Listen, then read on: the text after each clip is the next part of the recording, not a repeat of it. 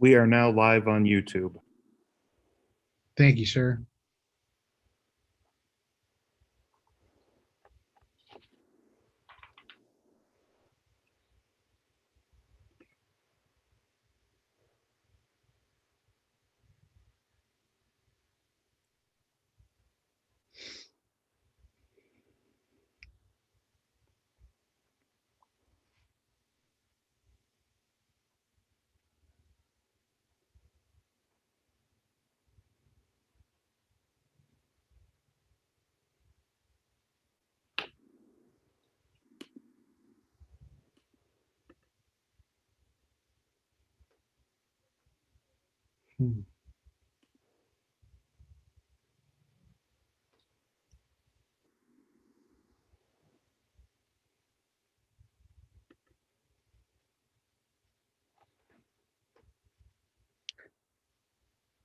Hello, Mr. Otero. Good to see you.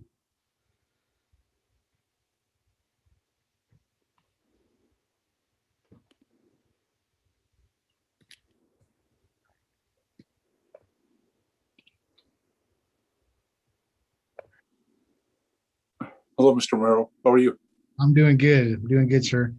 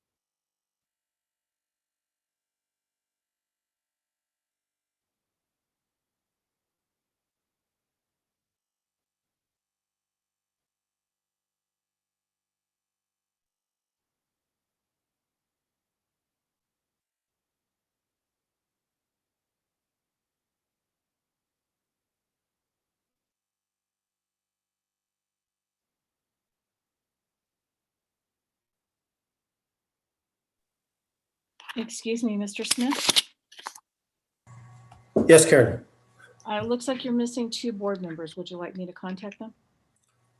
please. All right, one moment.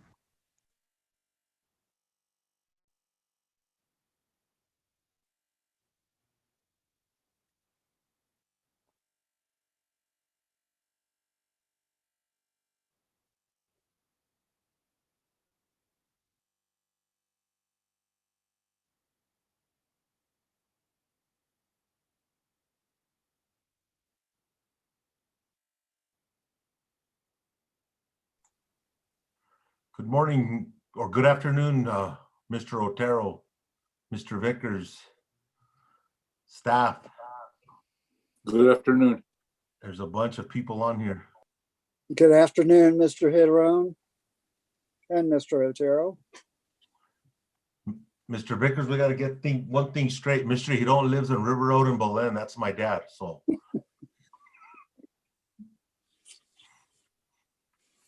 Mr. Smith, Yes. I spoke to Mr. Stephen Otero, and he is having some difficulties, but he is trying to connect. Sure. I'm going to wait a couple minutes for him. Thank you. Uh-huh.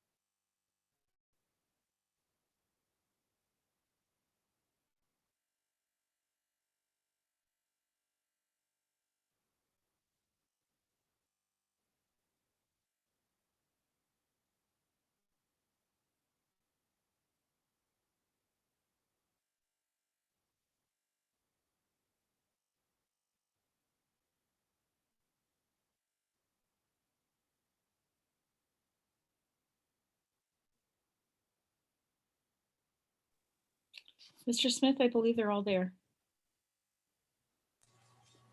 Okay. I guess, let me scroll through here. I just need to say, okay, there's Stephen Otero. Okay, I believe that's 5.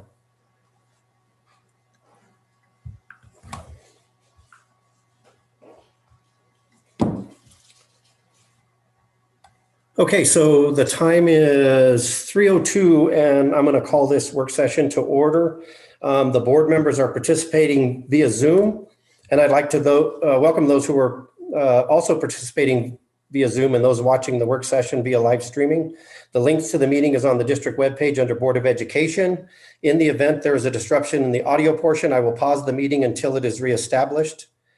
I have Mr. Eloy Giron participating via Zoom, although he's not on this page. Mr. Giron, can you hear me? Yes, sir, Mr. Smith. Thank you, Mr. Giron. I have Mr. Stephen Otero participating via Zoom. Yes, you do, but I don't see you on my screen. I don't know if that's the same with anybody else. I don't know if it makes a difference, but I'm truly you here. go. I just didn't want you to see the enchiladas that are in front of me because Oh, I'm going okay. to have to eat during this working session. Oh, So, sorry. I have Mr. Frank Otero participating via Zoom. Can you hear me, Mr. Otero? Yes, I can. Thank you, Mr. Otero. And Mr. David Vickers, can you hear me? Yes, I can. And Dr. Romero. Yes, sir, I'm here. Good afternoon, everybody. Thank you. So for this work session, the reason I asked for this is the situation that we're in is like ever changing, and I think we all know that. There's been a lot of requests for information.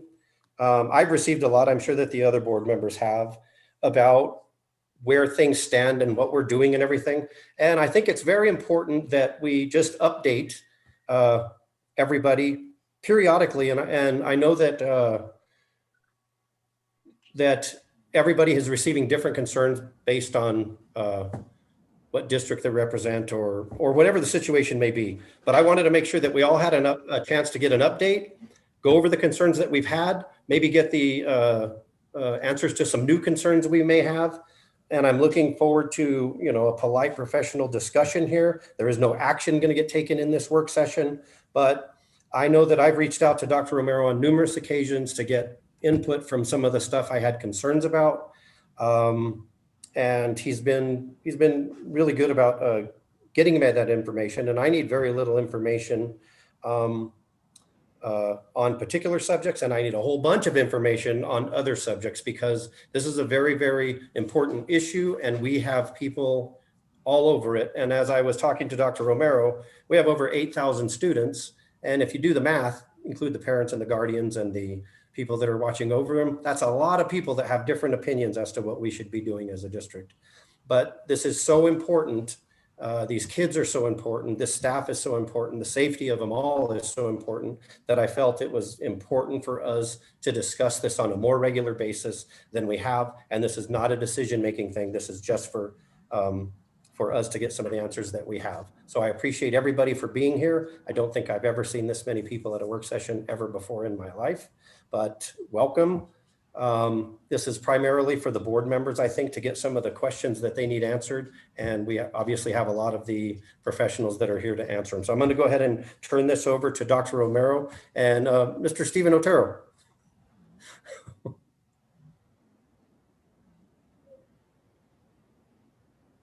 You're muted. You're muted. Yes. Oh. So what, you're calling on me? I'm gonna take a couple of bites of these enchiladas if you don't mind. Well, no, I don't have a problem. It's just that one time you really got after me because I didn't show my face. So I just want Oh, to no. So we're good. Eat away. Eating enchiladas is not something we want on TV. Okay, thanks.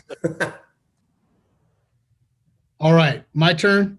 Thank you, Mr. President. Thank you, members of the board. Great to be here with you this afternoon. We had a nice, weather event over the last few days, and it looks like the blue skies kind of popped out for just a little bit, but the cold's going to return. Hopefully, all of you are safe at home right now. We kind of decided that this would be a good day to make sure we kind of have safety at hand, and so we're all doing this work session remotely. So hopefully you're having a great day today. I also want to thank everybody for being here today. You're right. I do, I've asked, for many of our, leaders within our different departments to be here today. Just so as the conversation pops up, I want to be able to try to have as much information as I can. If there's any details about anything. It's definitely been something that everybody has worked on as we've, rolled through this process, both departments, schools, classroom teachers, everybody has been just really wonderful in how this process has evolved over the last few weeks and really months. So thank you all for doing that. And thank you all for being here today. I'm going to go ahead and I'm going to ask that my little PowerPoint be put up. And it's going to be very similar to what I talked about last week, but there are a few more additions to it. And those additions really just have to do with just some new information that we have and just trying to be able to also talk about how we've progressed down this process just a little bit more. So really what we're talking about today is how we're attempting to increase learning opportunities really for in buildings for our Los Lunas students. Right now we have been on a virtual environment for the last few months. And just recently, starting this month in February, we have started to be able to open that up to some of our SPED populations and has gone well so far. And what we're talking about now is continuing that process to open that possibly up for additional students. I even just as recently today had a conversation with a mother of a junior from Los Lunas High School that was concerned because she felt like there was something missing from her son's education. And they had worked really hard to be able to catch her son up, over the last couple of years. And them being in a virtual environment had been very difficult. So this is a really good example, a really good conversation today with a family that is asking for something more, something different. And we have seen a lot of students that have really thrived in this environment in virtual. We've seen a lot of families and students that are doing okay, but we also do see some that are asking for and needing some additional support. And that's really what my presentation today is about. So we can go ahead and move forward. So we had a board meeting on February 2nd. And in that meeting, there was a few things that the board asked me to do. I did have permission to move forward with expanding some face-to-face learning opportunities for students.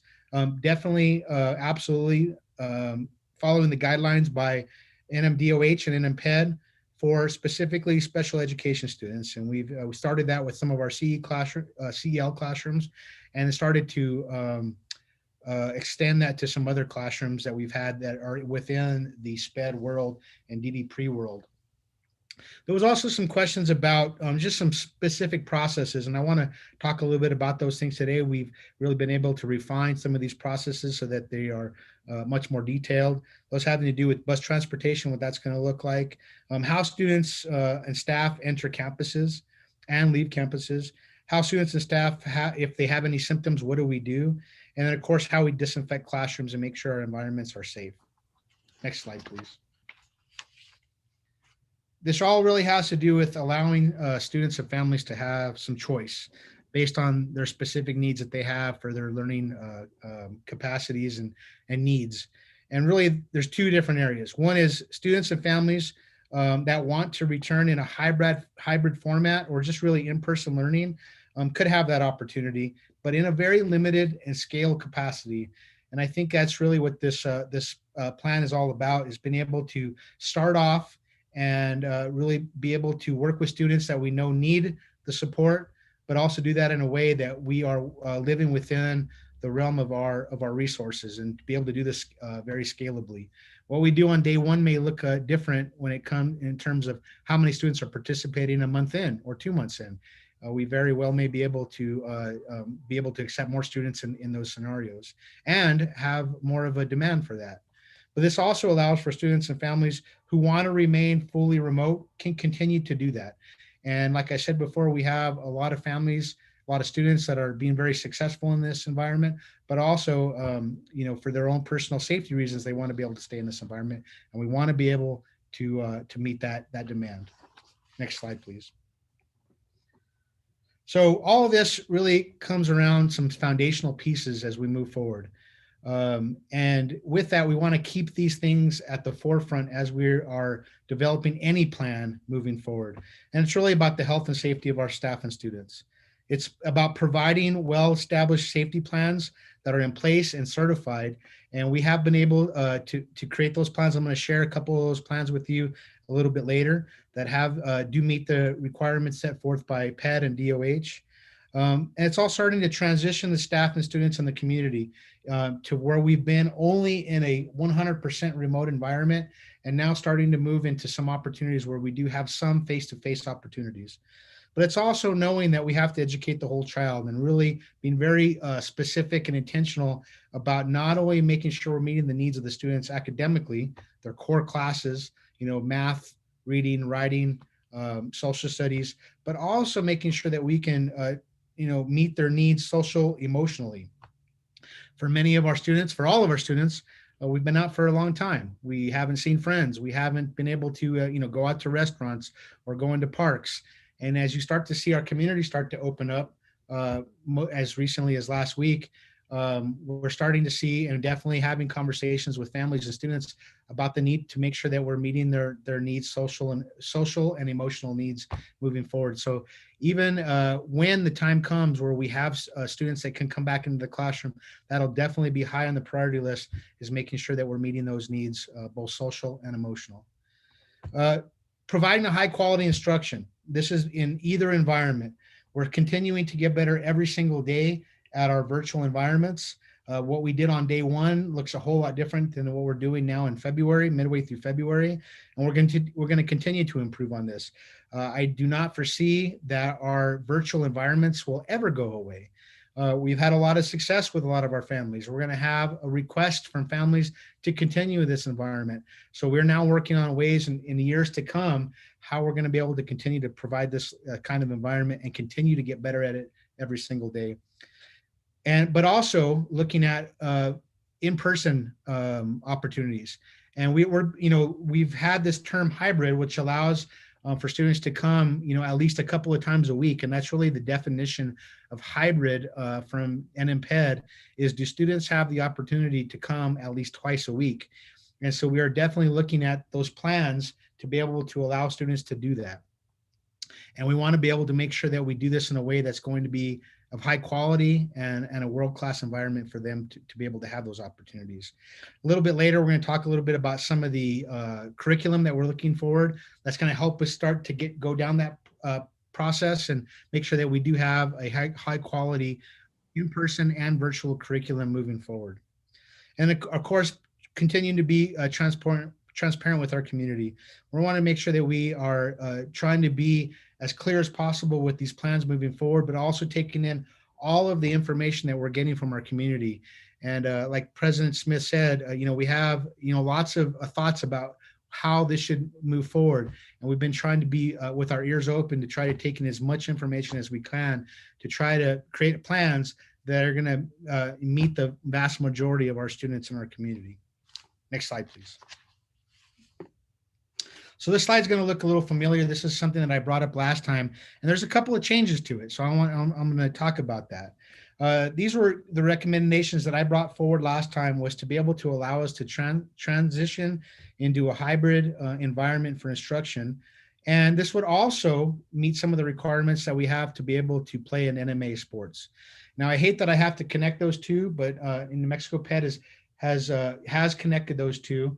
And so I want to be transparent for our families that that's important, that sports are important, and they want to be able to have those opportunities for their children, but also for those families that are needing some additional supports for instruction. And many of those families are the same people. And so this kind of encompasses all the needs that we have, and also with our special ed students. And so I talked a little bit earlier about us starting to be able to transition into a hybrid environment for our special ed classrooms. We actually started that on February 1st. We started with some of our CEL classrooms, and we're continuing to develop and have target dates to be able to move in further classrooms that are in the special ed world to be able to move into that hybrid setting. High schools, we talked about last time, allowing them to be able to come back on February 22nd. That's a little less than a week away. We have been preparing to be able to do that. I want to really thank our high school administration, leadership, principals, all of those classroom teachers, custodians, everyone at those high schools. They are working tirelessly to be able to make this ready if we have the opportunity to be able to do that. We want to be able to make sure that as students come in, that students will be connected to a cohort. We want to really provide an environment that we stick to the integrity of that cohort. What I talked about last time is really starting with seniors and juniors, and really looking at those two grade levels to be able to come in and start on that February 22nd. And then we would start, once we are able to get that established, later on in the semester, really in March, we could start to roll in freshmen and sophomores. And I'll talk a little bit about what that week's going to look like in just a second, that we think would be a good opportunity for our seniors and our seniors and juniors to start. And then we talk about our middle schools and our elementary schools. And this is where there's a little bit of a change. We're a little bit later in this conversation, and I've been able to continue to work with our principals at both the middle schools and the elementary schools. And really the recommendation right now is to be able to focus on our high schools between now and spring break, and then be able to start to roll in some opportunities for our middle schools and our elementary schools after spring break. So that's about a month away. We can continue to work on the specific details of that and what the cohorts are going to look like. And we're also going to learn a whole lot at the high school level so that we make it even smoother for our middle schools and our elementary schools. And then, of course, we're talking about athletics that we would like, there is a lot of families that would love to be able to allow their students to be able to participate in NMA sanctioned events. And so if our high schools are able to move into that hybrid environment on February 22nd, that would allow our fall sports to continue. If we don't meet that February 22nd date, then we would be forfeiting our fall sports. We would still maybe have some opportunities for our winter and spring sports later on in the semester. And that would be right after spring break, that March 22nd date. All right, next slide, please. So some of the things that have happened since I got to talk to you all last is I want to thank our fire marshal. They came in, Los Lunas Fire did an amazing job to be able to come in on to bring in a team to look at our high schools. Our fire marshal inspections at the high schools took place on February 11th and 12th, and all of the high schools have passed. I've got the sign off from our fire marshals right here, all three high schools. It was a lot of great conversation. We went through every aspect of the school.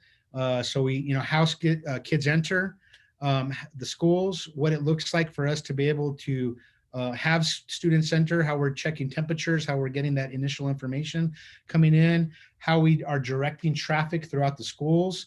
You'll see that, if you've ever been to a Walmart or something like that, you're going to kind of see how they're really trying to direct traffic. We're doing a lot of the same things within our own high schools. We went into libraries and cafeterias and had some great conversations about how and if those spaces are going to be able to be used, how we do lunch. Excuse me. And then great conversations about the specific classrooms. What it looks like in the classrooms, how seating is arranged, where students should sit, how they are interacting with each other or not interacting with each other, how teachers are going to be able to have movement throughout the classroom, how we use technology to be able to, try to expand some of the opportunities that we have. And then, looking at the furniture within there, desks versus chairs versus tables. And so we were able to really kind of talk about a lot of the details and then go through those classrooms that are going to be used. So then in the end, we were meeting all the requirements that both DOH and PED has set forth, that I want to thank our Los Lunas Fire for being able to help us through that process. It was a great collaborative process, and they did a lot of work in just over 3 days. We got all 3 schools certified, and that we are good to go. We also have met all the requirements and the checkoffs that NM PED has set forth for us, and so we are good to go there also. I also want to thank high school, middle school, and elementary administrators. They have been working really hard to be able to update their reentry plans. These are plans that they really have been working on all year long, but when we get new information from DOH or PED, we have to do some updates. This probably won't be the last update we do. As we get more information about this, we continue. It's an evolving, growing process. And I have a couple that I can share with you here later on this afternoon. I also want to thank everybody at the bus company that really working hard to be able to work with what we see our needs are at the schools and trying to match up those needs with what we can do for transportation. And so we've got a really good idea of students that are going to be requiring transportation, and we have a process in place for that's going to be like. I'll be able to talk a little bit about that in more detail in just a little bit. And also I want to thank central office and all the building administrators as they started to transition back from really that virtual and working from home, and really working and rolling back in as we have at the school sites, actually many students starting to be there in the SPED world, but also from the central office side, making sure that we are here to be able to support the needs as schools are starting to come back to life. And also, again, I talked to you last time about surveys that we've done with really our entire community. Now we've kind of really gotten more specific to work with our high school students so that we know which ones are really wanting to be able to stay in a virtual environment and which ones are asking for some in-person learning opportunities. And we have been able to make that connection with those students and families. Next slide, please.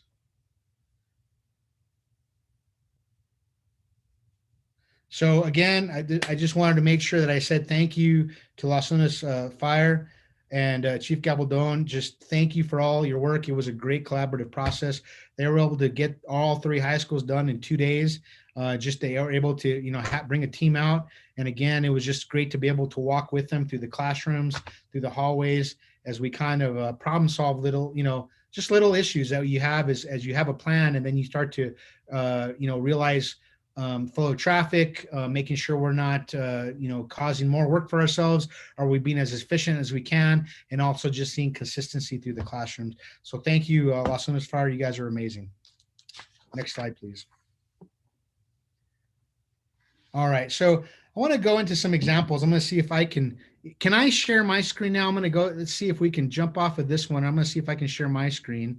And I want to go through a couple of those reentry plans and actually kind of take a tour of what a school could look like as we are could possibly be moving into some in-person learning. So if you bear with me for just a second. Okay, so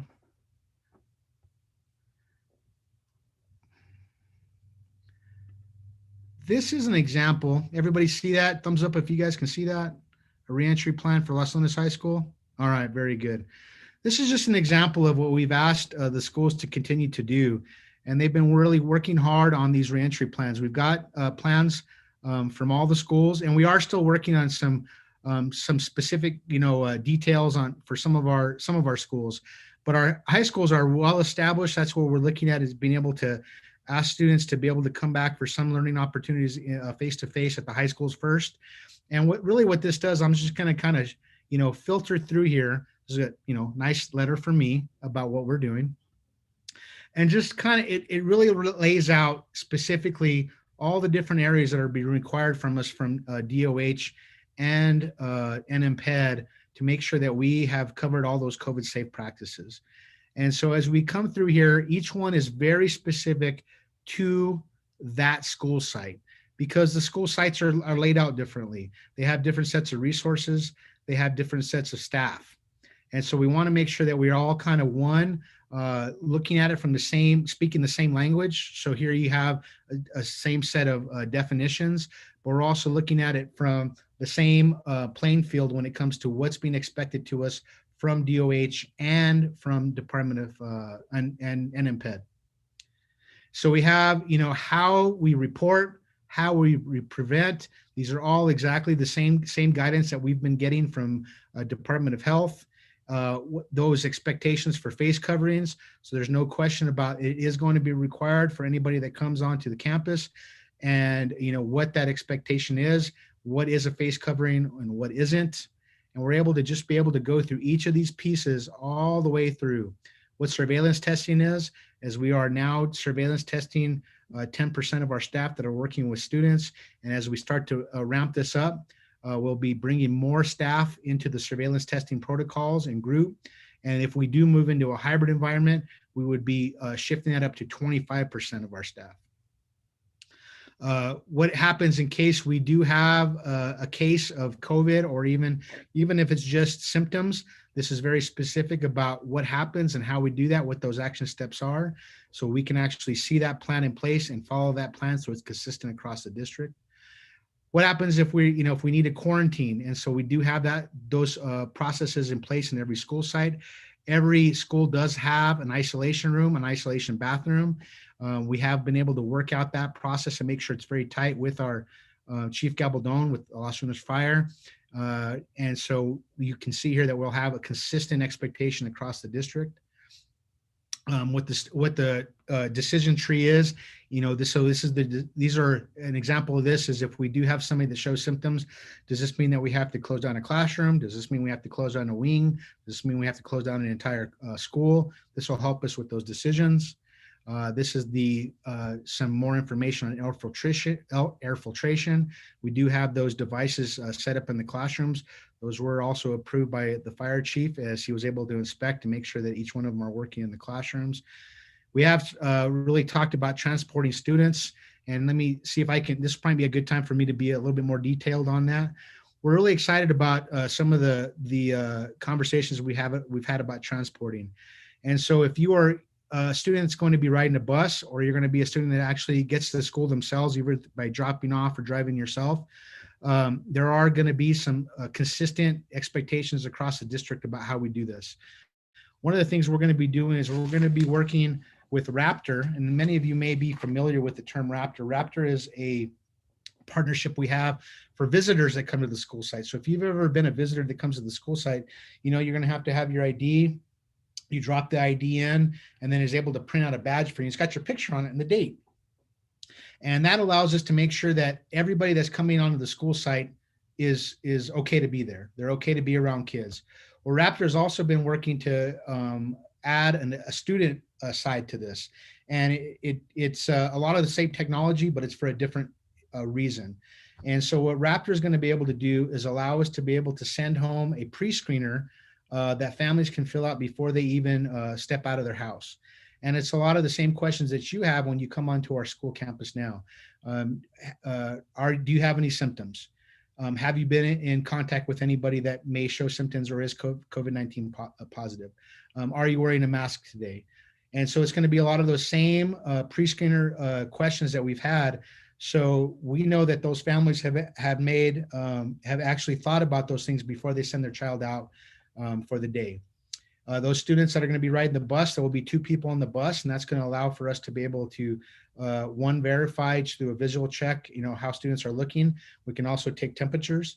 And it also is going to allow that if there is somebody that maybe is not feeling well or is showing a temperature, we have somebody there that can make contact with families, and also working with our SROs to be able to help make contact with families.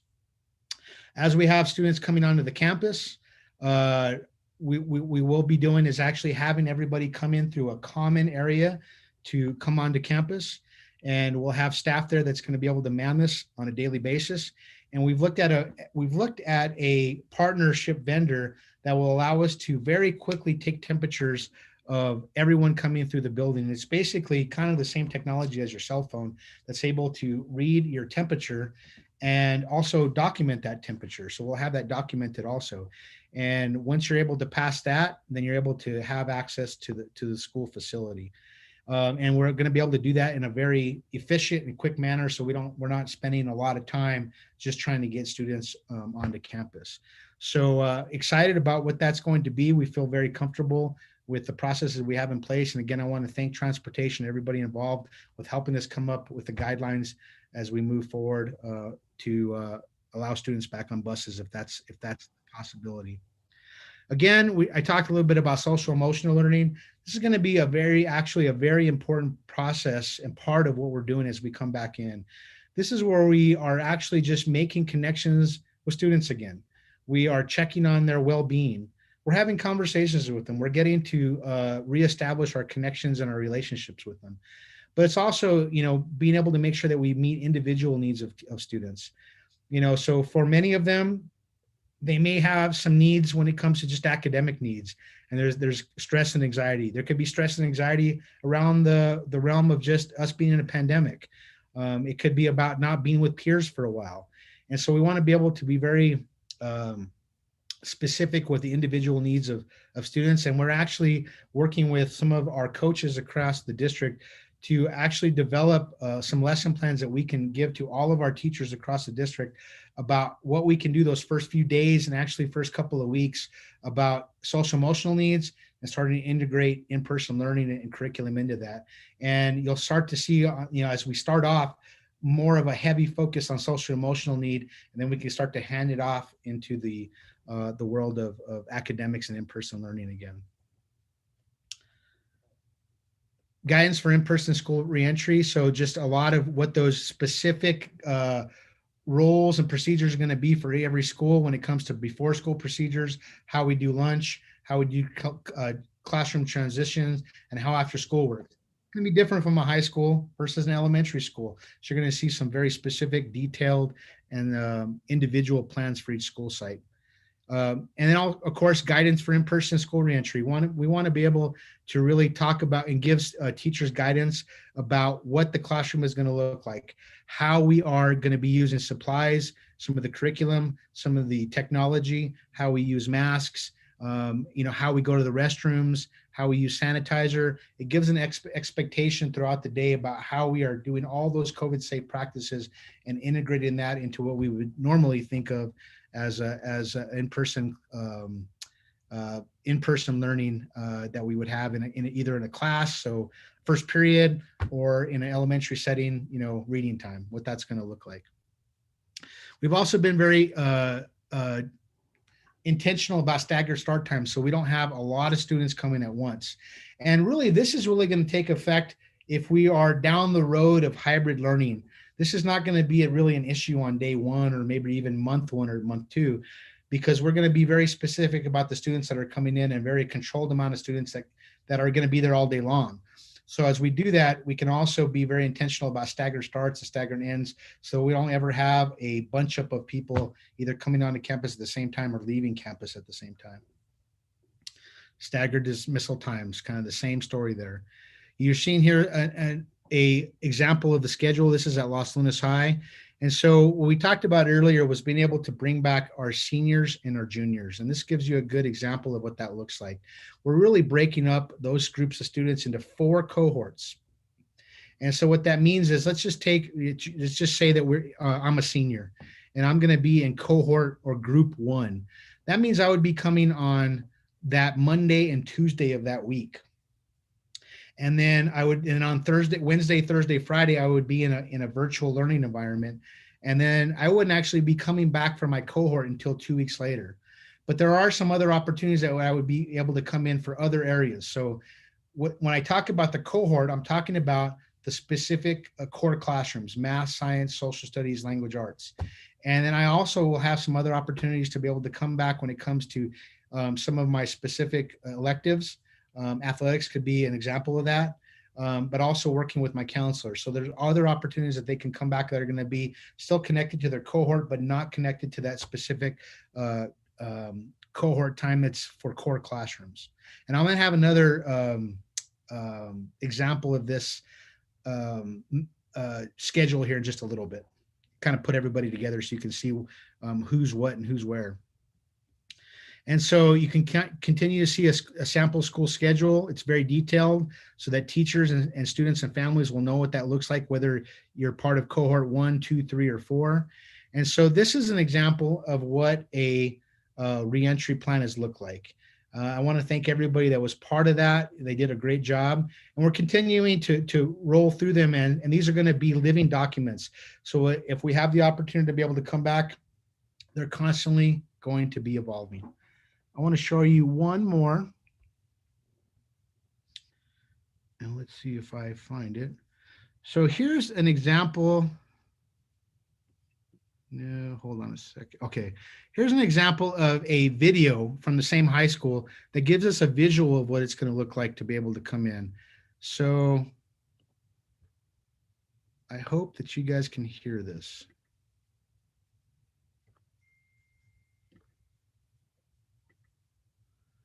I hope I can play it.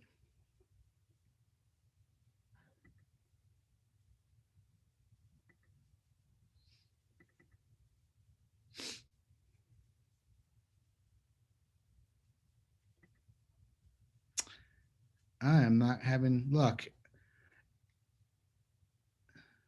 Ms. Trodden, do you think you would have luck playing this if you shared your screen? This is, I believe, Las Lunas High.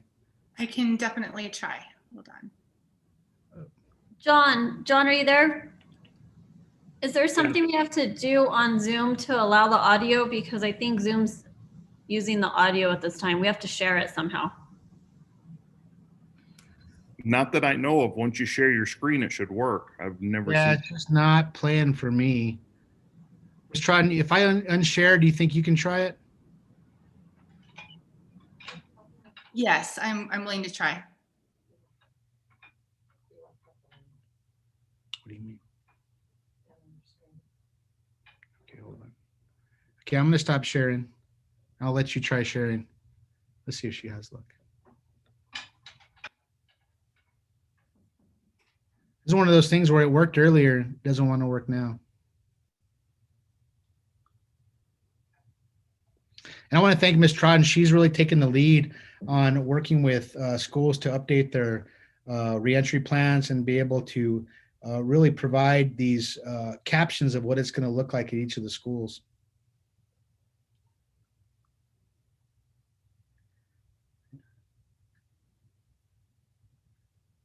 Here we go.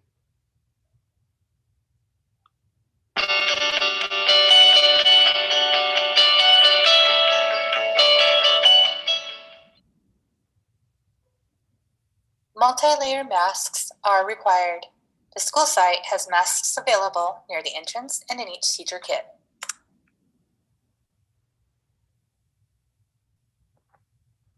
Classrooms have been arranged to maximize social distancing with at least 6 feet of distance between desks.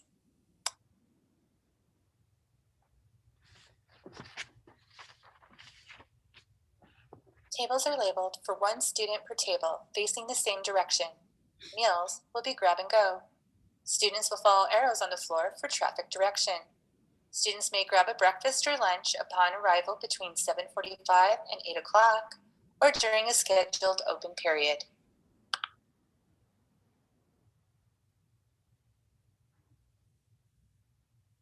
Hand sanitizer is readily available at entry checkpoints and in each teacher classroom kit.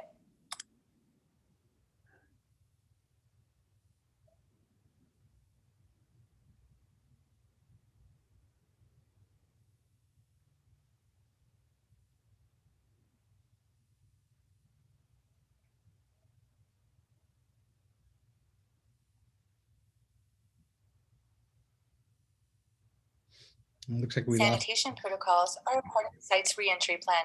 It includes direction for sanitizing high-touch areas such as desks and handles during transitions.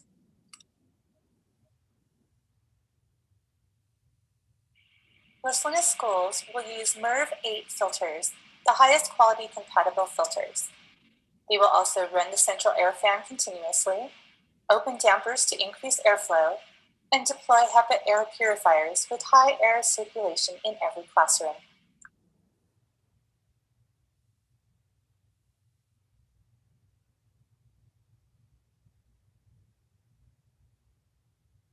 Students who ride the bus will exit while socially distancing to the bus lane.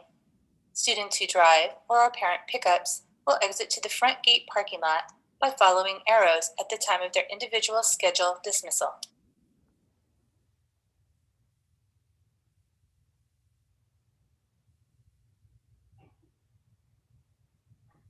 Los Lunas High School has 2 isolation rooms located away from student and staff traffic.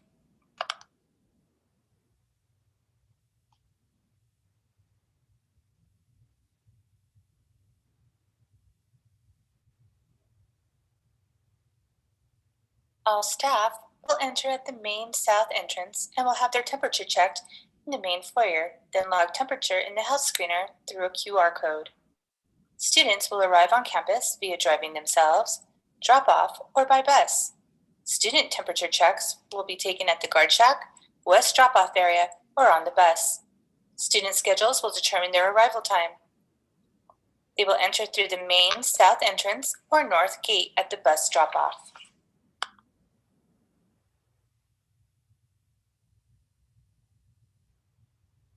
Signage promoting hand washing, masks, social distancing, and other preventative measures are posted throughout the campus in English and Spanish.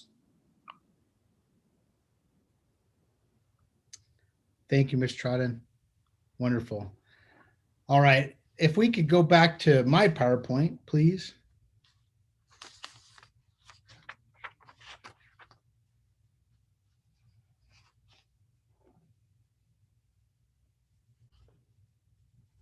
Awesome. Then we'll go forward one slide. And so what we're seeing there is just examples of what those reentry plans are like. And we have got some really excellent reentry plans for all of our high schools. All of our schools are done with them. We're still kind of working on some of the tweaks with our middle schools and elementary schools. And this is really when it comes to hybrid learning. And then we also still do need to have our fire marshal be able to come out and certify our middle and high schools. But really right now what we're looking at is a more current start date, possibly for our high schools as early as February 22nd. And this will give us some more time to be able to really work with our middles and elementary schools with the recommended start time of March 22nd. That would be after spring break. So as we go to the high schools, kind of keeping within that world there, is that what is it going to look like on a daily basis when it comes to how many students are asking to come back? And so I wanted to give a little bit of data from feedback we got from our classroom teachers and from our students and families about what that's going to look like. So as you can see there, we've got Valencia High, Los Lunas High, and Century High. Valencia High, we were informed that 27 teachers were willing to be able to come back for in-person learning, while 18 are requesting to be able to stay home in a remote. At Los Lunas High, there was 44 teachers that are saying they're willing to come back for in-person learning, and 16 asking to stay in a remote setting. And at Century High, we've got 2 teachers willing to come back in person, with 8 teachers requesting to be able to stay in remote. And so when we kind of put that in numbers, really, when we look at the students that are asking to come back, let's go to Valencia High and kind of tell the rest of that story, is we've had 337 students that are part of that cohort asking to be able to come back. And this is just with our seniors and our juniors. And actually, if we start to actually divide that up, we're really talking about 62 students over 3 cohorts. So that's 62 students on any given day would be part of that cohort spread over a campus that was really designed to have, 1,500-1,600 students. So it's going to be a very manageable amount when it comes to our square footage, but also a very manageable amount when it comes to those teachers, the 27 teachers that will be on campus. So 27 teachers with 62 students. And then we look at Los Lunas High, we've got 44 teachers that are willing to be able to come back for in-person learning. And really looking at it, there's 550 students that are saying that they would like to be able to come back for some opportunity with in-person learning, but really dividing that up into 4 cohorts. And so that really makes it a very manageable size of about 227 on any given day. So 44 teachers with 227 students. And then when we look at Century High, we've got 2 teachers that are willing to come back for in-person learning. And we're really looking at 35 students total at that school have asked to be able to come back, and breaking that up into 2 cohorts. So on any given day, it'd really be about 15 or 16 students per day. So it is manageable when it comes to classrooms, how many students would be in a classroom, how many students would be across the campus, and then how many students would be with every single teacher. And I'm going to ask you to jump forward, and actually jump forward 2 slides because we already did the school visit with Los Lunas High. So these are some of the steps that our middle schools and elementary schools are still continuing to refine. They're identifying staff that are, and students through a survey to see who's willing to be able to come back. What's the demand when it comes to students coming back? They had developed their plans for reentry, and we're really looking at a phased-in approach starting on March 22nd. So this does not mean that all students would be coming back on my recommendation on March 22nd. It'd really be a phased-in approach where you'd see something similar to what we're doing at the high school, where we have a very controlled amount of students coming in, and we can scale that up over time. We're really having some great conversations about prioritizing who those kids should be. You know, we are looking at bringing back students now that have IEPs, individualized education plans, but we're also talking about students that, you know, maybe meet at-risk categories, maybe students that are having ELL, qualify as ELL students, and also students that are just not working well in that virtual environment. So we're having some very targeted conversations about who those students are that could be to be able to start back. And then of course, we want to be able to create an environment in which we have, you know, that commitment from the parents to be able to come back. We're looking at the tracking forms about how we are able to make sure the environments are safe. We're looking at also looking at attendance and dealing with attendance issues. We want to be able to make sure that all those schools are ready when it comes to PPE, masks, thermometers, gloves, tape, etc. And you can kind of see at the high schools, we're making sure that there's signage everywhere about what direction to move in, how we enter and exit buildings, how we're washing hands. You'll see that all over the campus. And then of course, making sure that we do have the air filtration at each of those sites. We do have them ready to go at the high schools. We have the devices in. We'll start to roll those out at the middle schools and elementary schools also. Next slide, please. So plans moving forward, we're going to continue to finalize our health screening protocols. And so right now I talked about those devices that are able to kind of take your temperature as you look at them.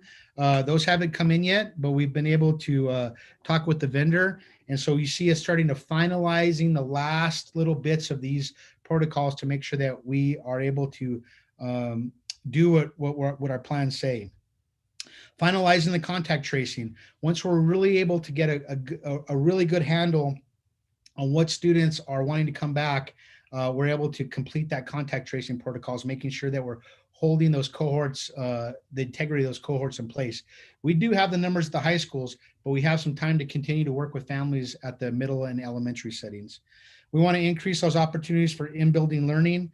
And also, as more staff become available, we can start to add them as part of the resources when it comes to that in-person learning opportunity.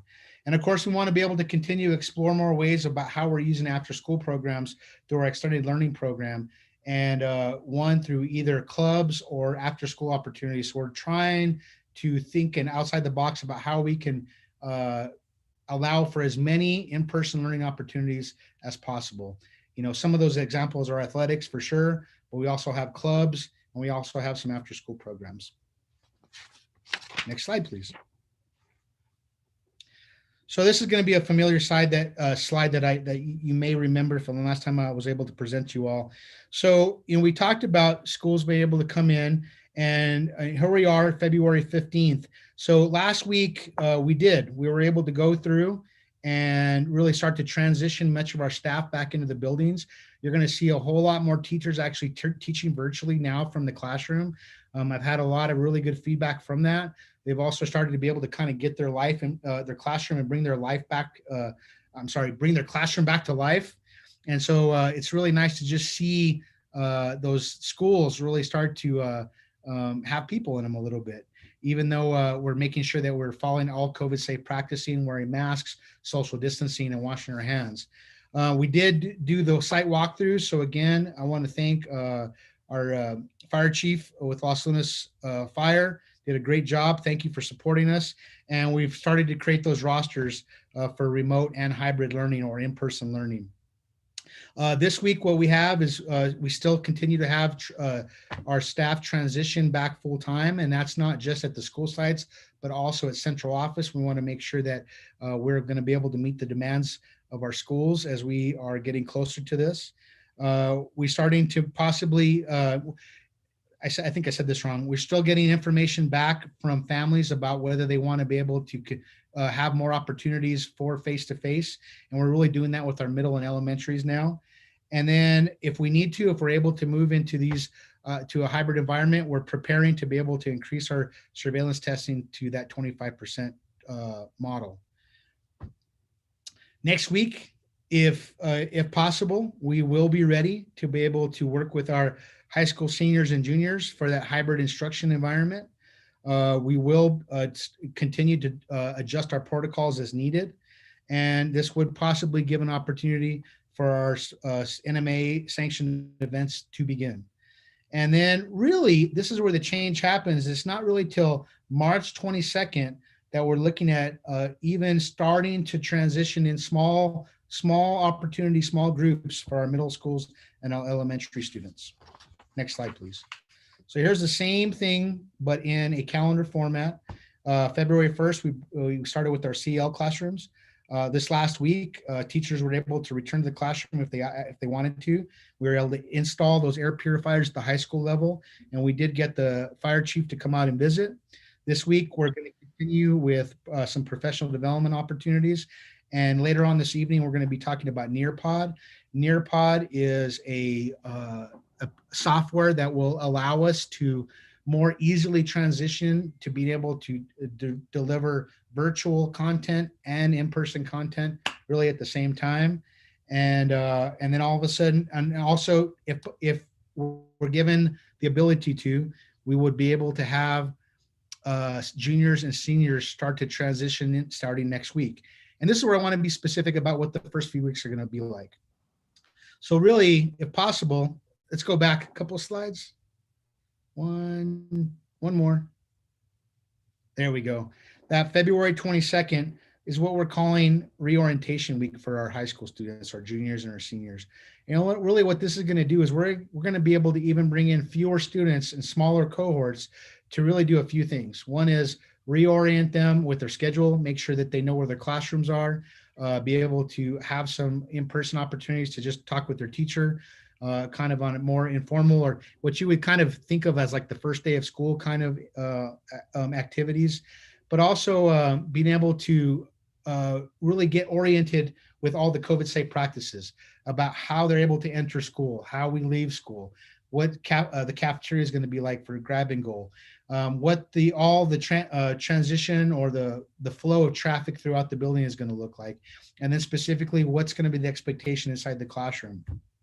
They'll also start to get reoriented with oriented with Nearpod and any of the technology that it's going to be used in the classrooms. And it's also going to be a great opportunity to start some of those social emotional activities with those students. And this is also going to be a time where students were going to be able to get their IDs. This kind of doesn't have my picture on it, but they'll have their picture IDs, and on the back will be a barcode, and that is what they would be able to use to be able to interact with Raptor Technologies as they're able to come in and actually get their temperature taken. So that's a good week to be able to make all that happen, and we can work on that with a smaller group of students. Let's move forward a slide into March. And this in March 1st, let's go forward one slide.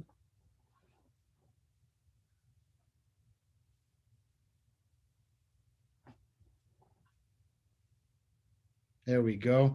This is really where the instruction part of the schedule would begin. This is where we would start the cohorts or the groups, the different cohorts that we would keep really separated from other cohorts. And you would see that starting on March 1st. That's also when transportation would start. And so this really allows us to be able to work with juniors and seniors those first 2 weeks. And then we roll into spring break. And this is when it's possible that we can start to bring in our middle schools, our elementary schools, our freshmen, and our sophomores. But we can do this in a very scalable and controllable manner, where we bring in a few students at a time in those groups, and really make sure that we are able to stick to our COVID safe practices. What's great about this plan, though, is that we can go as slow as we need to. And we also learn a lot from what happens those first 2 weeks with our juniors and seniors, so we can instill those best practices after spring break. All right, next slide, please.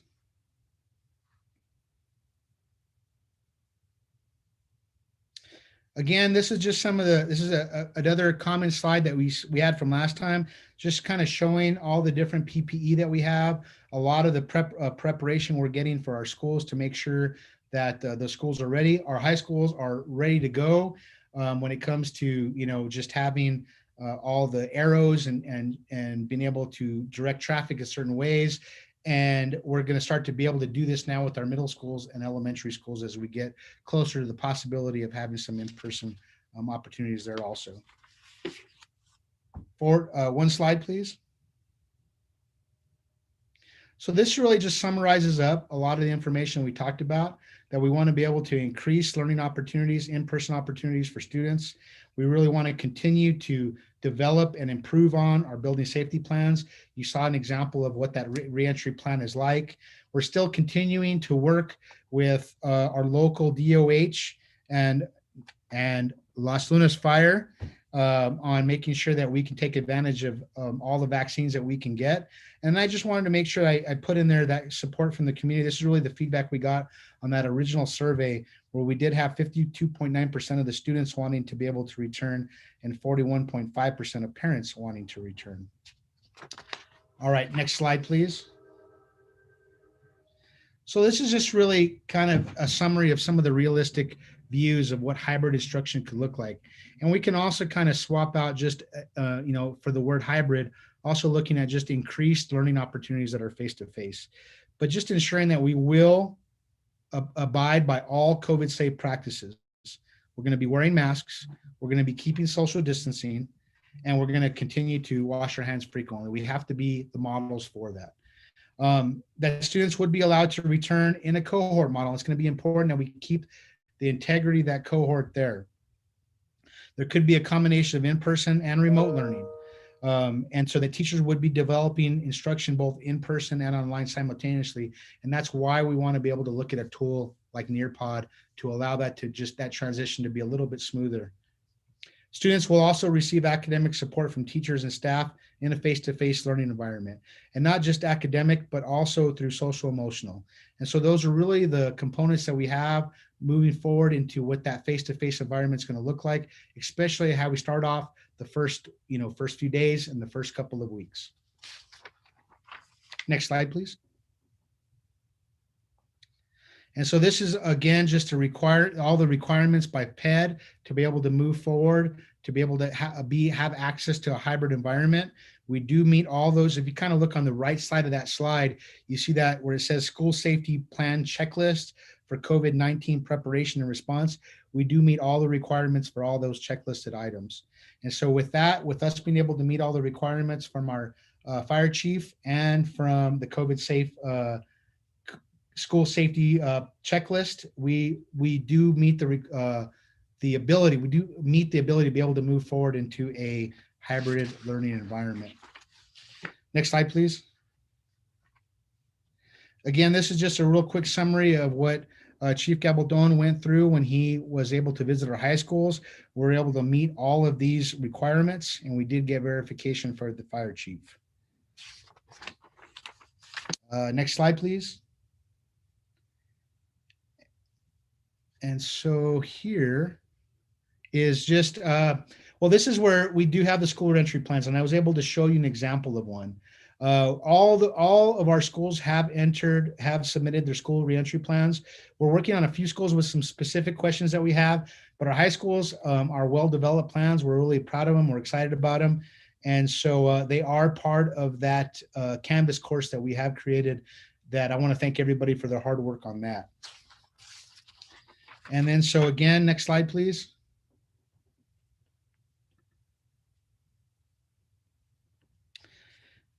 This kind of brings us back to that original slide that I gave you, is that what I'm recommending is that we continue to allow for ongoing and increased opportunities for our SPED classrooms, that we allow for our juniors and seniors to be able to transition in starting on February 22nd, followed by our freshmen and sophomores, to allow us to continue to develop the plans for middle schools and elementary schools that I'm recommending right now, that we could be ready by March 22nd for both those environments. And that if we are able to begin with that hybrid environment in the high school starting February 22nd, that would also allow us to be able to meet the requirements to participate in NMAA sanctioned events for our fall sports. So with that, I know I've talked a lot. I want to thank you all for listening to me, and I stand for any questions. The next slide is a question slide. And we can probably stop sharing now.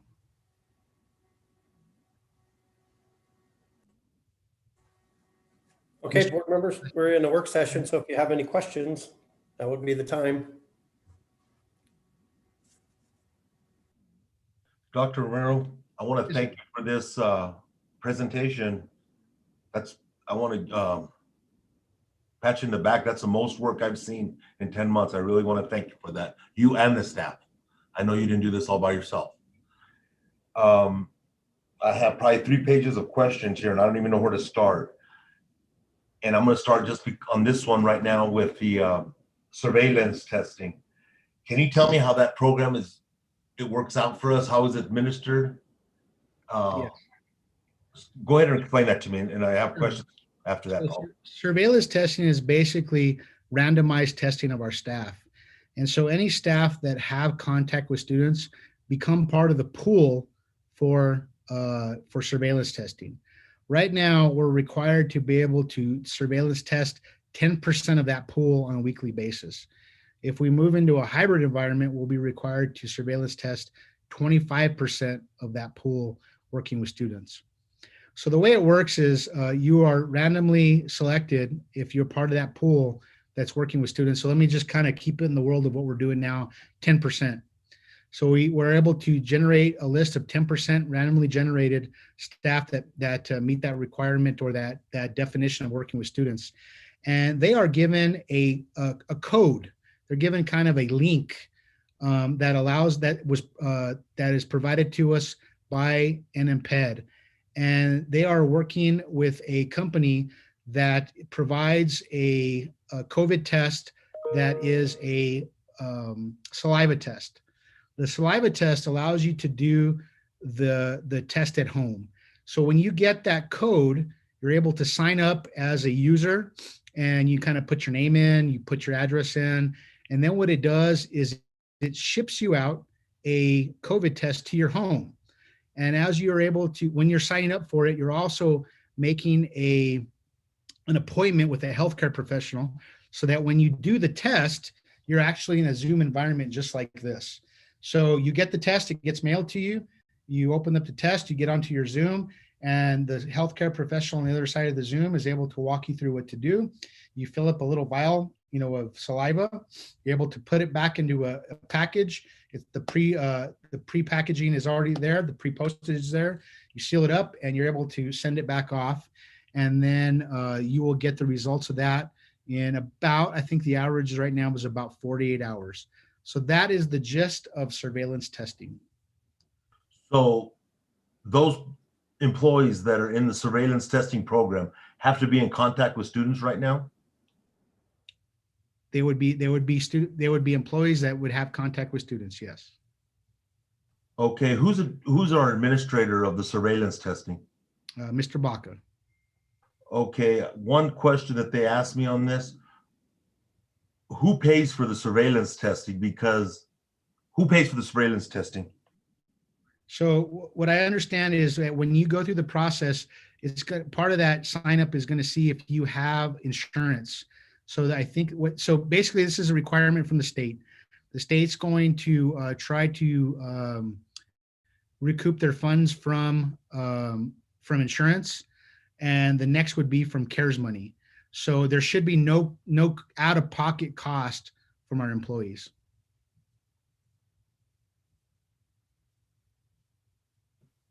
I had an employee call me a couple days ago and said that they were asking for their insurance information. And I know you're not in charge of this, but I did not like the answer you gave me. They should not have to pay for this. Right. This is a process that's set up by New Mexico PED, and this is a requirement that we have to be able to abide by for any in-person activities. So we started this actually with our athletic coaches, and as we start to roll in more staff working with students, they would become part of that 10% pool.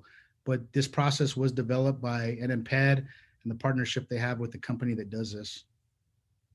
Okay, and it's 10% of staff that's in contact with students right now, right? Correct.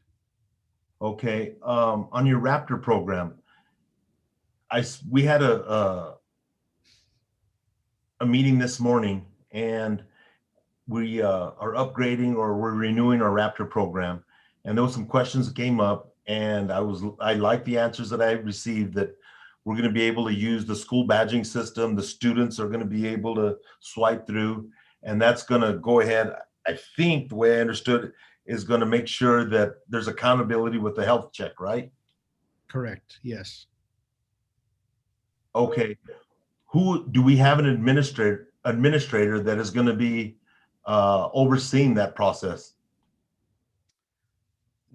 So you're talking about the site?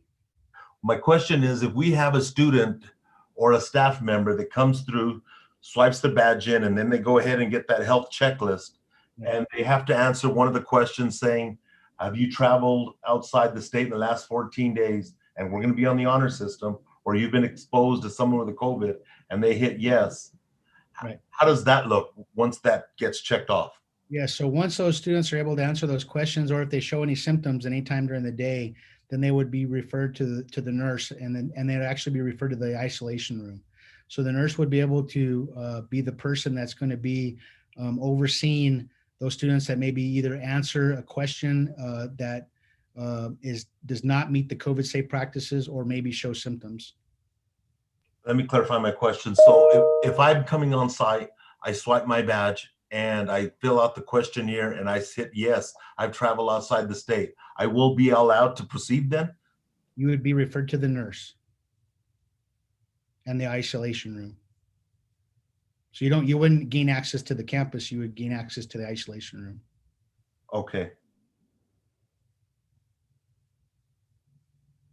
I have a bunch of questions, and I'll let the other board members jump in, and I'll come back to my turn.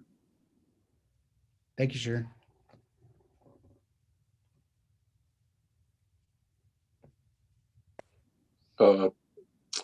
Mr. Romero, this is Frank Otero, Sure. and I noticed we have Jackie Stalen here. Hello, Jackie. My next question is liability. They went last weekend on our short school. They went over that, but if you could give everyone an explanation of who's liable and so forth. So I think, Mr. Otero, your question is about liability when it comes to if somebody is on campus that maybe is COVID positive. Is that maybe what you're referring to? That's correct. If they become infected while from someone on the campus, either through usually an employee, I wouldn't imagine once you get into athletics, whether they're allowing people in the stands and that for that nature. But the bottom line is, I mean, if we approve if the board would approve this tonight, I mean, there's certain liabilities that we're exposing ourselves to. I mean, that's just a plain fact of life. Yes, sir. Yes, sir. So we've had a lot of these conversations with New Mexico PED and our liability insurance, and the guidance we've gotten from both is that we need to follow to the letter the COVID safe practices set forth by that reentry toolkit. And so will that prevent 100% liability? No, but what we're doing is we're mitigating as little risk as possible for that. This has always been something that, there's always been a certain level of risk when it comes to, schools, public schools, when it comes to catching the flu, MRSA. We've had different issues like that in different school campuses before. The guidance we've been given is to be able to follow those COVID safe practices so that we can mitigate as much as possible that risk as possible. But can I completely get rid of the risk? I can't do that. I wish I could, but I know that that's not reality. So this is where we really look at from everything from the moment they get on the bus to how they enter the school, to how they pass each other in the hallway, how we're doing fire drills, how we are, interacting within the classroom. It's always about making sure we are wearing our masks, we are social distancing 100% of the time, and we're constantly washing hands and sanitizing the learning environments. The guidance we've been given is that if we can follow all those processes, and I simplified those processes right now, that would mitigate, much of that liability, but we will never be 100% free of having any liability.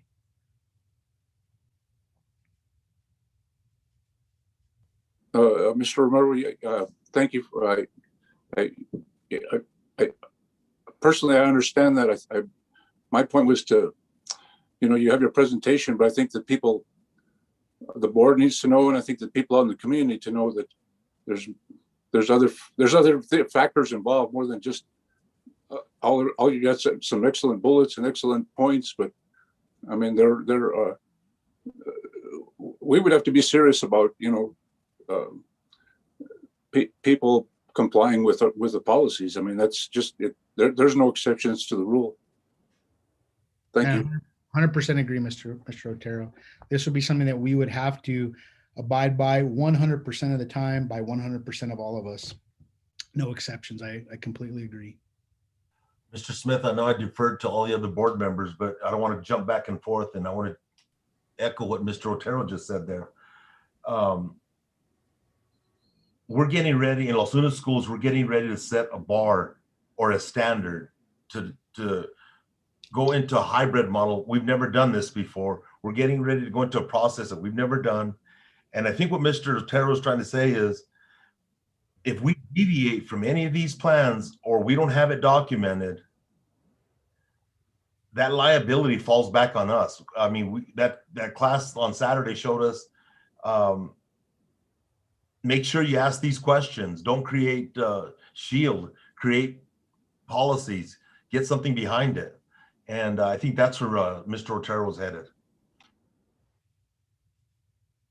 I asked Mr. Smith if we could have our counsel, and I don't see Mr. Kennedy on here. Mr. Kennedy was not able to be here tonight, but Ms. Dalen is here tonight. Do you see her waving? Okay. Dr. Romero, Mr. Smith. Mr. Vickers, Mr. Hidon, were you done? Yes, go ahead. Mr. Vickers. Thank you. I just want to point out that we have a liability issue no matter what we do. If we don't go back, we have a liability issue regarding the mental health of the students that are at home, and we can be blamed for whatever issues they have because we didn't allow them the opportunity to go back to school. And we have obligations under the New Mexico Constitution to provide a adequate education for students. And so, we have to look at that. We are making this a voluntary thing for the students. So they are coming back if they choose to come back. If they feel it's unsafe or their parents feel it's unsafe, they can stay at home. But we're just opening the opportunity to the students who do want to come back. And we have an obligation to them to provide them with the best education that we can provide, that they want. And so, whichever way you go, you're going to make people mad and you're going to have liability either way. Thank you. Thank you, Mr. Vickers. And I saw you guys in the meeting in the class that we had as far as the liability issues went. And I think everybody that was in that class wished that it would have lasted another 2 hours because there were so many questions and there was really, really good information that came out of there. And from what I gathered from that, they were talking about, your mitigation efforts and how well you enforce these rules. And there's 3 aspects of this rule enforcement that absolutely have to take place in order to minimize our risk. And it is risk. I mean, when we're going to induce some risk if we choose to go into a hybrid schedule. The first being the parents, and especially when we start talking about the elementary and the middle school kids, I meant that needs to be pointed out to them too, but as well as if we were to approve this, the very first stages where we're talking to the high school kids, those parents need to tell them, look, you're making a choice to come back to school. These are the rules that you're going to have to follow. Part 2 is going to be, we need the staff to enforce these rules. There should be no leniency. There should be, this is the way that you can attend school in a hybrid model. The third being is the students themselves. They have to understand that this is something that they're asking for, something that's voluntary, and something that could easily go south if we're not participating in COVID-safe protocols. So any one of these 3 things that doesn't go right will increase our risk. And if we don't do a really good job of this, there's a good chance that we may have to make a decision further on down the road, which I hope that we don't have to. I think everybody stated this, and I stated it for sure. I do not want to go back and forth. I don't want to do that. But those are 3 key elements that need to make sure that they are understanding of what's going to be required of them, that they are willing to do everything that's required to them to the letter. And I think that would mitigate a lot of our risk. It would reduce it, but in no way, shape, or form can we get rid of all of it. And I agree with everybody that said that. It just can't be done.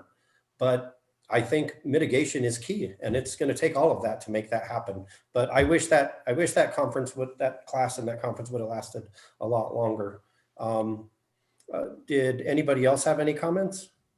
Mr. President, one of the things that we've done with athletes right now is that they did sign I think we're calling it acknowledgement form. And really, this really states that they are accepting the risk of being in a pandemic. This could be something that we expand to, across all of our students that would be coming in person. We've been doing it for, really a few weeks now with our athletes. It's definitely something we can look at for all of our students. Mr. Smith, this is a question for our attorney. I apologize. I was expecting Mr. Kennedy. Sorry about that. So we'll be getting ready to setting a bar or a standard on how we operate. And when we don't meet our own standards, who's liable on that? I know we're going to have a plan. I think we're getting closer to that. But if we deviate from that, are we going to be covered under the New Mexico Insurance Authority? Yes, Mr. Giron, Mr. Smith, members of the board, Mr. Romero. To answer your question is that, and I agree with all that you've all said, is that you have to create a plan. You have to adhere to that plan. And there have to be consequences for failure to adhere to that plan. And I'm talking about basically your students and their desire to come onto campus and failing to follow the guidelines that are set up. I also agree that there's no way to completely eliminate liability. But I think if you continue to follow those steps that you've outlined, and you do your best to follow those, there's never going to be 100% compliance. It's impossible when you're talking about human beings carrying out specific rules and requirements. But I think if there's a good faith effort to meet all of those requirements, that reduces your liability. Your question about who's liable, the liability is always going to fall back to the school board. Not to you individually, but as the governing board, if there were liability, and I'll make a statement about that in a moment, but if there were to be liability, that liability is always going to fall back to the governing organization, which is the Board of Education. There's a difference between people being able to sue you and finding liability. There may be individuals who bring lawsuits saying, well, the school district didn't take any, all of the appropriate efforts to protect my child from becoming ill, or even your employees for the employees becoming ill. The question then becomes, are you liable for that? And that's going to be very difficult for individuals to prove that it was something on the part of the school district failing to do something that caused them to suffer or to become ill. We're all exposed. We think we're being careful, but you've all heard about individuals who've been exposed who supposedly never stepped out of their own home, but managed to come down with the coronavirus. And so the question of being able to be sued and the question of liability are two separate questions. And they'd have, anyone who files a lawsuit against a school district to gain anything is going to have to jump both of those hurdles. And so I think your plan in place to mitigate the potential of that happening is really the best you can do. And again, I think the most important piece is then adherence to that, and a good faith adherence to that. Thank you, ma'am. I guess my question is, if we deviate from our plan, if we grossly deviate from that, does that fall back on the district, or are we still covered under the New Mexico Insurance Authority? Well, I would say the insurance authority likely will defend you, but they will probably come back and say that because you failed to comply with the requirements as set forth by the Department of Health and the Public Education Department, that you as a school district are liable as a board. I think they'll cover you. I mean, they'll cover your defense, but I don't think they're going to pay any damages if damages were awarded because you failed to do that. Okay, It's like, and Dr. Romero, let me give you this. I'm sorry, let me just give you one example. If you bought car insurance and you wrecked your car because you were drinking and driving, likely the insurance company is not going to pay any of the damages that are associated with your fault as a result of drunk driving. I hope that answers your question. No, what I'm asking, if we set some standards and policies in place and we disregard that and we deviate from that, and that was a question that was asked on Saturday to one of the attorneys, I think his name was Ortiz from Roswell. And his answer to us was, and it was my question, the same question. And he says, if you fail to meet your standard, the district is liable then, and they will be paying the damages. Dr. Romero, the other question I asked, and I think you have a document accepting the risk. And that was another question that I asked the attorney Ortiz there, and he said, we can sign waivers, we can sign whatever we want, but we're still going to be held responsible. Is that true, Ms.? That's correct. That's correct. There's no way for the district to have someone waive the district's negligence, if you will. If the district has set up these protocols, and I agree with what Mr. Ortiz told you, that if you fail to comply with the procedures you set up, the insurance authority is not going to pay for your damages. If these waivers are nice to have, they are another piece of the puzzle, if you will, but then they cannot require somebody to waive the district's negligence, any liability for the district's negligence. So again, I wouldn't say that you shouldn't have them, but I would say I wouldn't rely on them to any large degree. I agree. Thank you, ma'am. Mr. President. Mr. Stephen Otero. So just a little comment on your just to follow up on what you were saying in your 3 areas that we need to take care of. Number one, you said we have to have it enforced by the staff. I don't know if we even should put that additional burden on staff to be the enforcers. They're there to teach. They're not there to enforce. They're not there to, they're not the police, So that to me is a little bit of troubling to say that, yeah, we need to enforce the staff, but that's your opinion. I'm not saying it's right or it's wrong. So that's just a comment there. Next thing is, in your presentation, Dr. Romero, you said that you wanted to bring the juniors and seniors back, right? Correct. And that would allow them to participate in sports that they were brought back on February the 22nd. So are you saying that freshmen and sophomores don't have to attend class, but they can participate in sports because the junior and seniors are taking up the classroom for them? Is what we're asking for is that we would be implementing a hybrid environment, and it would be a scalable hybrid environment. And so as I look at other plans from other districts across the state, you're going to see some districts that are starting to roll it in just like that also, and meet that requirement as being hybrid. We're also looking at what other school districts are going to be moving into this environment, and that's going to be very telling them about what are the opportunities we have for teams that we can play. So right now, we've gotten, it looks like we have Santa Fe and Capital. We also, it looks like we're going to have our Rio Rancho schools. I know that tomorrow APS will be going through a board meeting to be able to discuss some of these same things, but you're going to see some similar types of plans of what we've talked about here tonight. Yeah, but just in answering the question, freshmen and sophomores in your plan don't have to come to hybrid because juniors and seniors are doing it. Therefore, freshmen and sophomore can participate in sports as well. Is that correct or not? They would start with this plan. They would start to roll in a couple of weeks later. Okay. All right. And then you showed us a very nice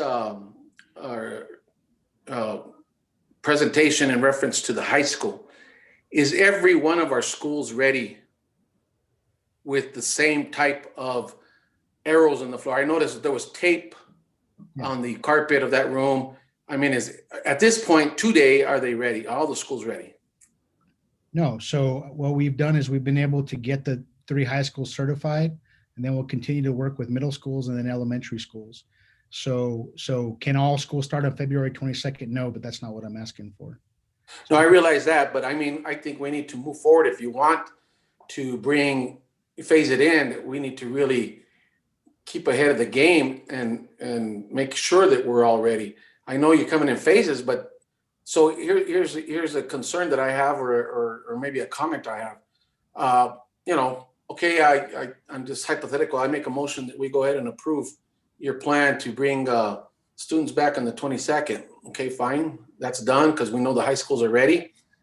Are we going to have another meeting to bring back the other grade levels, or are we going to take it for granted that we'll be ready for them when they do come back?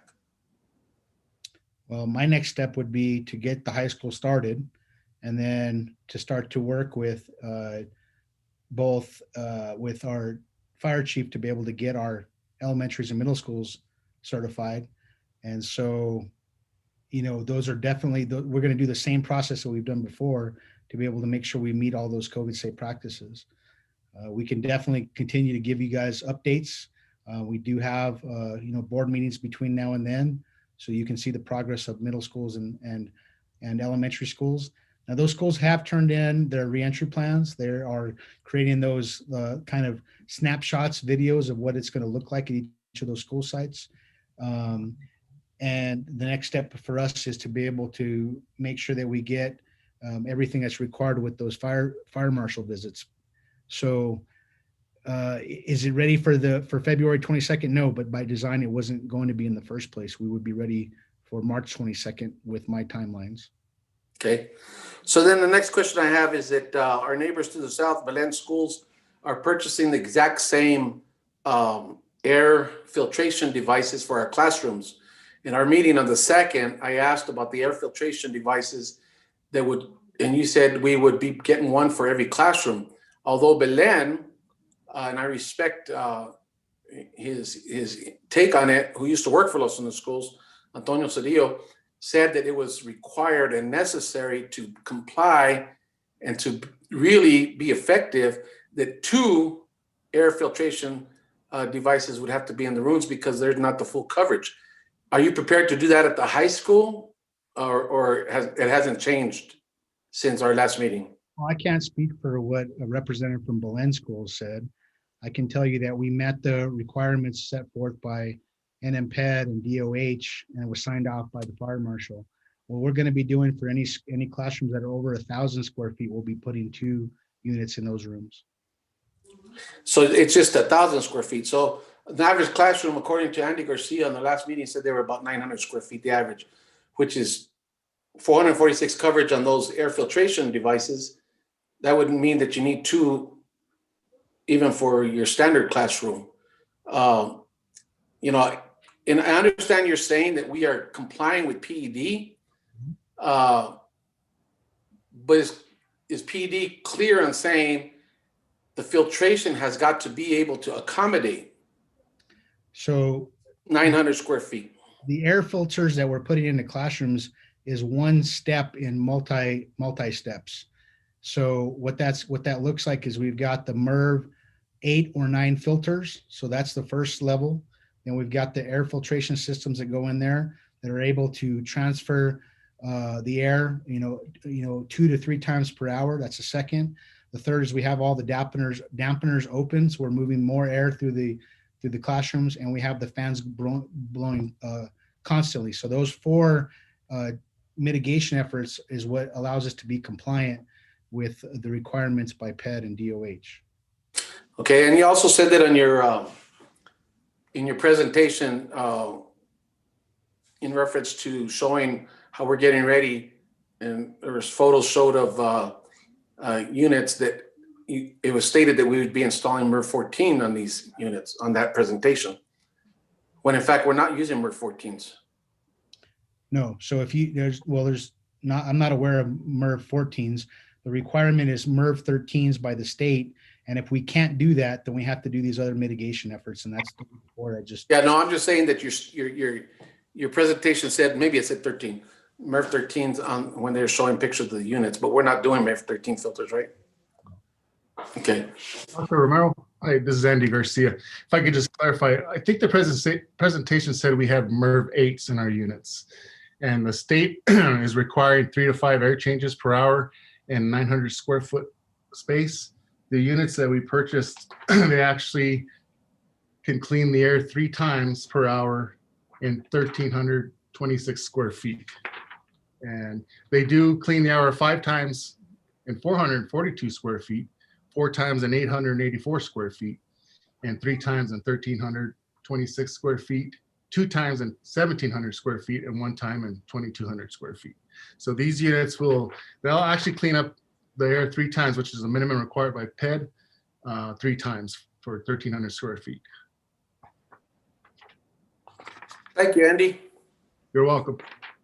So yeah, I had that same flyer that you sent me, Dr. Romero. So I guess it's a matter of interpretation. I know you can't speak for Belen, but the Belen did say they needed 2 units. So I'm just, that's just a matter of interpretation, and I can appreciate that. So this is just for clarifications. Sure. At this point, I have no questions. Thank you, Mr. Otero. Thank you, Mr. Otero. So just a couple of real quick things. Maybe I didn't express my point well enough, but the staff already enforces the rules, whether we're in a pandemic or not, as far as dress code and fighting and running through the halls. So discipline and safety, it's a team effort, and the teachers are 100% part of the team. So maybe I didn't express that right, but I'm not asking them to stand out in the hallway and make sure that everybody is abiding by our protocols. I'm saying if they see something, they have got to address it, just like they do during a normal school year. That's all the part I meant. I didn't mean that they were going to have any extra job requirements put on them. The second thing that I wanted to say was I had some questions about the capacity of the air filtration systems too. And I guess if you sit down and do the math and what PED is requiring, based on the conversations that you guys have already had, then that part of it, I'm okay with. I don't need to address that anymore. The third thing I wanted to mention was that, yes, I think that the reason I scheduled this work session, and I think I stated it at the very beginning, is this is ever changing and we need to discuss this a lot. And I would never support anything that said, if we decide to do something today, we're going to assume that on March 22nd, we're going to be ready. We would definitely have to have some sort of a meeting to ensure that we have again passed the fire marshal's inspection, that we again have all of the PPE that we're required to have in each individual classroom. Something similar to what we did, for the high schools at every level. I would never support anything that did not give us that reassurance that we were prepared to do those in different levels. So those are the three things that I just wanted to clarify. And I've got some more follow-ups now that it always takes time to recoup and figure out what you're going to say. So Dr. Romero, what becomes of a staff member that doesn't want to wear a mask? We see this all the time out there. Or what becomes of a student that doesn't want to wear a mask? What steps are going to be taken? What becomes of people that aren't following the rules? How do you plan to enforce that? That'll be a requirement. If they are not going to wear the mask, then they can't come on campus. I think Steve is asking, how does that look? I mean, you're going to have a teacher come in and put the mask on the chin. How's that going to look? How's that going to roll out? I know it's a requirement. We're requiring that. We're setting a bar in that standard. But how does that look? I think that's what Steven's asking. Well, since we have our attorney here, my question to you is probably be ask of the attorney. Can we force or throw a teacher off campus or student if they don't wear a mask? If that's one of your requirements for participation in attendance, absolutely. So we can ask a teacher not to, even though they believe that it's their right that they don't have to wear a mask. Yeah, there is no First Amendment right to wearing a mask or not wearing a mask. If the school district establishes that you must wear a mask for safety purposes, that's the rule. And if you fail to follow the rule, it's like any other rule that the school district has established. It may mean that the response is removal. And again, that's probably what would happen, because the risk, again, would continue on so long as you allowed that person on campus without the mask.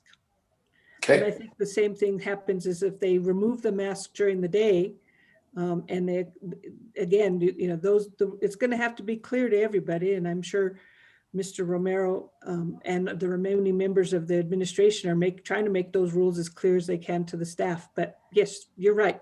If they fail to do it, then they're no longer allowed on campus.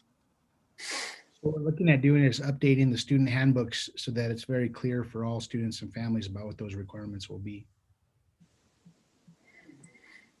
Now, you said you're looking at updating. Does that mean they'll be updated before, if this is approved before they come in class? Correct.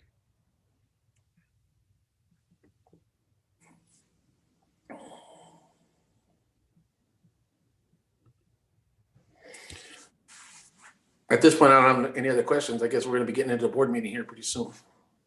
I have a question off of Steven's question. Steven stated that the sophomores and the freshmen do not have to be on site. They can stay remote and they can still participate. That was your question, right, Steve? Exactly. So, and what was the answer? I don't know. I don't think I got it. The answer is that the students will be coming back. It's a phase-in process. So they may not be starting on January 22nd, but they'll be phased in a couple of weeks later. But there was a follow-up question. Will they be able to participate in sports starting I February 22nd? I believe they will. Yeah, okay. So Dr. Romero, on that, there's some confusion on my part. I can tell you this for sure. as to what constitutes eligibility or not. I know that when I read the NMA document, like everybody else, it did say that a population that is choosing to do remote could participate in extracurricular activities, but I never ever understood what that was based on. Like what percentage of the population has to be hybrid in order for that rule to take effect. Right. So I do not believe that there is a required population, percentage of population has to come back. There's basically two requirements that fit the definition of hybrid for New Mexico PED. One is that they have to be able to, if they want to come back, that they can, that we provide them that opportunity. And the other is that they have to be there at least twice a week for in-person learning. So if we can meet those two requirements, then we would meet New Mexico PED's definition of hybrid. So is there so I get that, but is there a quantity? I mean, if we have 5 students that choose to come back and they're coming back 2 days a week, are we a hybrid district? Yes. Is that a hybrid school? Yes. It is. Correct. Okay. That's my question, because I think that's important for everybody to understand. I really do. All right. So that kind of, gets us back to when we look at those students that we see coming back, it's a very manageable, scalable group that we can start with. We're talking about really dozens of students, not really hundreds of students, to be able to come back in each of those cohorts, spread across, a whole campus with enough resources when it comes to teachers that would be there to be able to do this very safely in a very controlled way to start off slowly. I've got one more question for clarification, Mr. Romero, or Dr. Romero, I'm sorry. Sure. So hybrid, 2 days a week, with the remaining time that we have left for the rest of the school year, how many days of teaching in person does that equate to? It depends on when we start. So if we started with seniors on February 22nd, you're looking at 2 times a week for the rest of the school year. So we've got, 9, 10, 11, we're probably talking about 12 weeks worth of school. So like 22 days, 24 days. Could be. So all this changed for 22 days. I'm saddened that we can't just let our kids get out there and participate in sports 100% with no strings attached. We're put in this position to do this because of the recommendation from PED and the governor's office. It's a shame because there's been practicing going on and everything else. And it's a shame that, and to me, it's kind of, in a sense, hilarious that only 5 kids have to show up and then it's good for everybody. So it's a confusing situation that not everybody has the answers to, just like Brian just said now. It's not clear to everybody. So I wish the governor would just open it up and say that can feed these sports 100% and you don't have to go to class, continue on your remote. That's what I would like to see, but it's troubling that only 5 kids have to show up if that's a hypothetical situation. And then 40 kids can come and play football. It's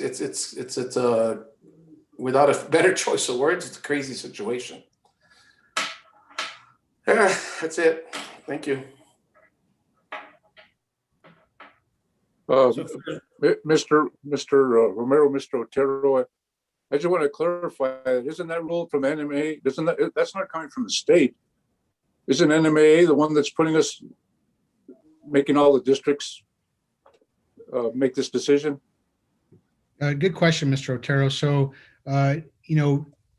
really NMA wants the students to be able to have the opportunity to play. Those requirements are coming from New Mexico PED that are being imposed on NMAA.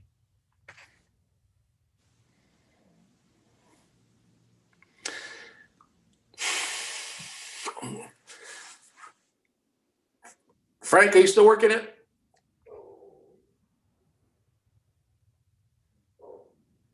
Frank? No, I'm done. Thank you. So then, Dr. Romero, do you have any, I don't know if you've kept in touch with this, to find out how many of our staff members because this hasn't been mentioned at all through this whole work session, are going to have the shot before. That was a big thing on February 2nd. Our staff members want to be confident that they get that virus shot.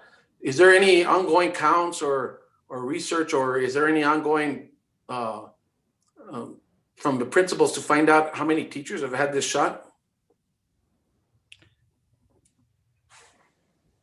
I don't have a hard number of how many staff members have received both vaccinations. No.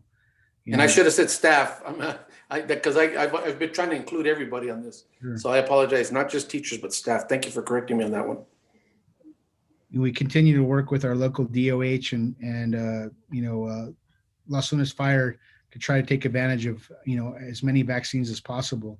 But right now, the truth is that there's just not enough vaccines coming into Valencia County to be able to I couldn't give you a date right now when we'll be 100% vaccinated. I guess it's the luck of the draw. I had my first vaccination last week, and I just applied for it. It wasn't any type of a connection. It wasn't through the schools. It was just on the state site to get it, and I'm glad I got it. And before I got the shot, just the personal experience, I thought no big deal, before I got the shot. But after I got the shot, I felt like, wow, a lot of weight off my shoulders. And I'm sure the staff feels the same way. And I'm not trying to exaggerate in any way, but it's a big relief to know that I'm halfway there. My next shot is March the 3rd. And I can imagine, I don't think these teachers are just saying, I want to go and I know the CDC also stated that no, it's not really necessary that these teachers have this shot. But CDC also said we need to wear masks, and they come back and we got to wear 2 masks. And CDC said that the new variant coming out is not as deadly when it first came out. Now they say it's 3 times deadlier. So CDC, all of us, nobody knows what's going on. And it's very hard on everybody. And I know our kids want to play sports. Man, I wish they could. I wish that she'd just lift that, or whoever got it in place, and let these kids play sports. Let them enjoy their year in school. They haven't had it. Last year, kid didn't get it. So I'm troubled by that. So anyways, that's it. Thank you. Thank you, sir. Okay, thank you, board members. Thank you, everybody, for participating. It's about 13 minutes till our school board meeting. So I guess if you log out of this meeting and log back into the school board meeting, we'll begin the school board meeting. Thank you, guys. Mr. Smith, hold on. Yes. I probably have like 9 or 10 pages. I know we have of questions, and I know we have to start our school board meeting. So how do we address these other questions? Are we going to have another work session, or how do you plan on addressing these? Well, if you have questions, we have an item on the agenda for discussion on this very topic. You could ask the questions then. Thank you, sir. Thank you.